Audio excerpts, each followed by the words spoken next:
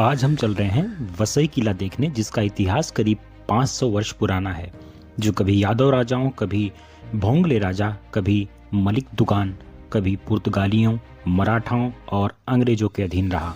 यहाँ कैसे पहुँचना है उसकी जानकारी मैं डिस्क्रिप्शन में दे दूंगा। दोस्तों, मैं हूँ सुशील तिवारी। उम्मीद करता हूँ कि आप सब अच्छे होंगे।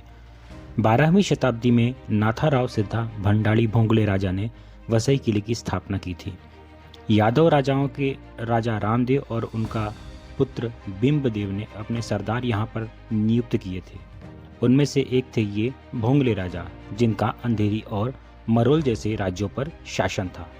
इस किले में 7 चर्च हैं, 2 हनुमान मंदिर है, 1 शिव मंदिर है, 1 वज्रेश्वरी देवी का मंदिर है। इन सभी मंदिरों की स्थापना पेशवा चिमाजी अप्पा ने की थी। 100 से अधिक पानी के कुएं हैं, जिनमें 76 पानी के कुएं अस्तित्व में हैं वर्तमान में। जो चिमाजी अप्पा थे, उनका बचपन का नाम, मूल जो नाम था वो अंताजी था और कागज पत्र में चिमणा जी नाम ऐसा दर्ज है। पेशवा भाजी राव जो थे, उनके भाई चिमाजी अप्पा ने वसई मुहिम में 38,000 घोड़े, 42,000 पैदल, 4,000 ऊंट, 50 हाथी लेकर इस वसई की मुहिम की शुरुआत की थी। इस मुहिम के समय उनकी उम्र 29 साल थी। उम्र के 32वें वर्ष में वसई से पूना लगातार आने जाने में घुड़सवारी करके उनके पेट में किसी प्रकार की गंभीर बीमारी के कारण उनका निधन हो गया, जिसके बाद शनिवार वाड़ा के पीछे ओमकारेश्वर मंदिर में उनकी चिता पर उनकी पत्नी अन्नपूर्णाबाई सती हो गई। वसई मुहिम के 27 महीने के काल में चिमाजी अप्पा ने करीब छोटे बड़े 100 किले जीते। चिमाजी अप्पा ने जंजीरा के सिद्दी 7 को अपने शुरुआती समय में मार दिया था। गुजरात, रेवदंडा, कोलाबा, कोरलाई चिमाजी अप्पा ने स्वराज्य में वापस लाया। एक आश्चर्य की बात यह भी है कि छत्रपति संभाजी महाराज की मृत्यु के बाद रायगढ़ भी मराठा शासन से छीन लिया गया था। पेशवा बाजीराव और चिमाजी अप्पा ने पुनः उसे स्वराज्य में जीत कर लेकर आया।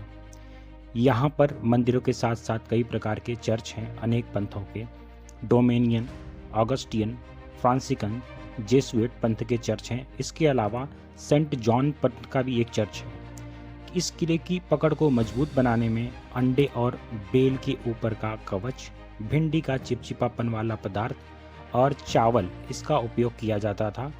जो पत्थर इसके भीतर आप देखेंगे, उन पत्थरों को मजबूत बनाने के लिए लॉकिंग सिस्टम यानी पिन लगाकर लॉक करने की तकनीक से जोड़ा जाता था।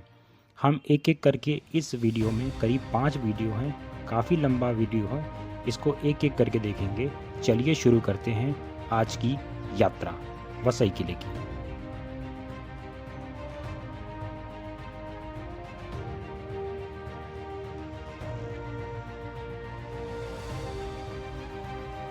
हम वसई किले के भीतर हैं। ये जो जगह देख रहे हैं, ये उस समय यहाँ पुर्तगालियों ने हॉस्पिटल्स बनाए हुए थे। यहाँ पे आप 2 फ्लोर देख रहे हैं, ये एक 2 फ्लोर के हॉस्पिटल्स हुआ करते थे।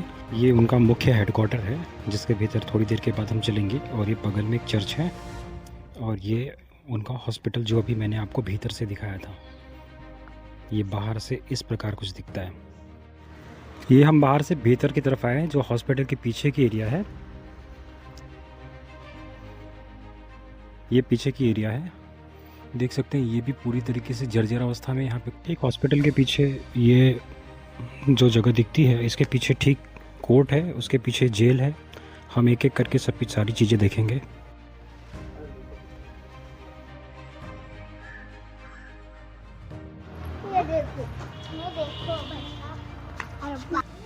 यहाँ पे हमको सीढ़ियाँ देखने को मिल जाती है और इसके नीचे एक रास्ता बना है, और रास्ते को हम देखेंगे।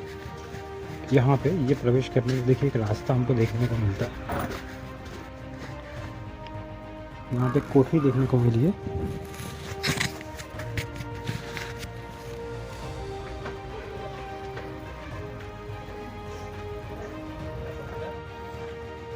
पीछे ये जो सारी चीज़ें आपको देखने को मिल रही है, ये सब उस समय पर ऐसा कहा जाता है टाउन हॉल का ही एरिया हुआ करता था।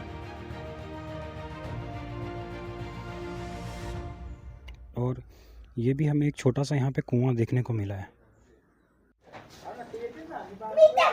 तो ये जो कुआं है, इसकी ऐसी स्टोरी है कि एक समय में प्रचलित में एक कहानियाँ जो धर्मांतरण को लेके भी प्रचलित है। इसमें ऐसा बताया जाता है कि देखिए ये टाउन हॉल है, टाउन हॉल के ठीक पीछे ये कुआं है, और ऐसा बताया जाता है कि जो लोग धर्मांतरण नहीं करते थे उनके शरीर में तेल से भीगे हुए कपड़े को लपेट कर उन्हें आग लगाकर इस कुएं में फेंक दिया जाता था।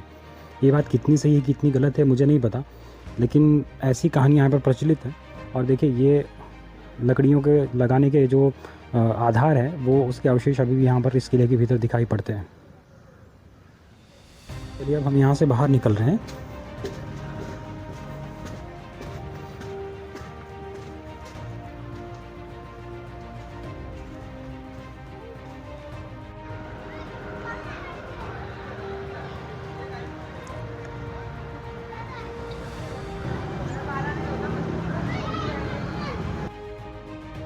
में आपको दिखाई पड़ रहा है, इसमें आप देख सकते हैं एक तरफ ग्लोब है, दूसरी तरफ क्रॉस है, बीच के अंदर ढाल है, ढाल के अंदर 7 किले बनाए गए हैं। उन 7 किलों के बीच में एक ढाल है जिसके अंदर 5 ढाल है और उसके अंदर 5 बिंदु हैं। तो इसके बारे में मैं आपको जानकारी देता हूँ। जो ग्लोब है उसका मतलब ये है कि यहाँ के जो राजा थे पूरे धरती की जो पृथ्वी की परिक्रमा कर किए हुए थे, और जो बगल में कृष्ण जो आपको चिन्ह दिखाई पड़ रहा है, क्राइस्ट का चिन्ह दिखाई पड़ रहा है, वो इनके धर्म को संबोधित करता है। और ढाल के भीतर जो 7 किले आपको दिखाई पड़ रहे हैं, अर्थात इनका इतने क्षेत्रों पर किले इनके अधीन में थे। और बीच में जो 5 आपको ढाल दिखाई पड़ रहे हैं उसके भीतर 5 बिंदु दिखाई पड़ते हैं। ये यीशु क्राइस्ट को जो जब उनको क्रॉस के ऊपर टांग दिया गया था और खिले ठोके थे वो उनको संबोधित करता है। ये भी उसी टाउन हॉल का परिसर है जहाँ पर अभी हम थे। ठीक इसके पीछे मैंने आपको कुआं दिखाया था। हालांकि जो कुएं के बारे में बताया जा रहा है, जो यहाँ पे कहानियाँ और कथाएं प्रचलित है, वो कितनी सच्चाई है मुझे तो उतनी सच्चाई सही नहीं लगती है। जो टाउन हॉल है अभी ये भी पूरी तरीके से गिरने की अवस्था में है। हालांकि ASI कहीं कहीं अपना कार्य देख रही है, वो उसको रिपेयर करने का काम कर रही है। अब इसके बाद हम आगे चलेंगे और हम देखेंगे यहाँ का कोर्ट कैसे हुआ करता था पुर्तगालियों के समय में। तो ये टाउन हॉल के ठीक बगल से अब हम निकले हैं और अब हम चल रहे हैं कोर्ट की तरफ। सामने आपको जो सीढ़ियाँ दिख रही है वो कोर्ट है।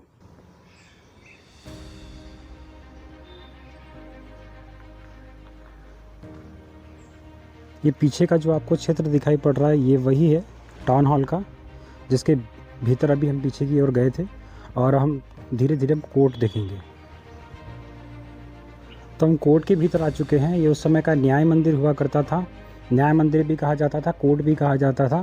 ये आप देखेंगे 1 2 3, बीच के भीतर 3 दीवारें हैं।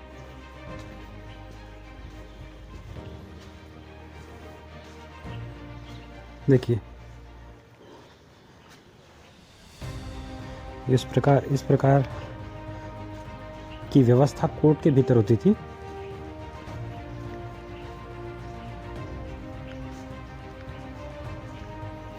ये शायद तोड़ा गया है, उस समय शायद पैक ही रहा होगा। ये इस प्रकार का पूरा कोर्ट हुआ करता था। और ये पीछे रास्ता है पीछे जाने के लिए, ये भी एक परिसर है। देखिए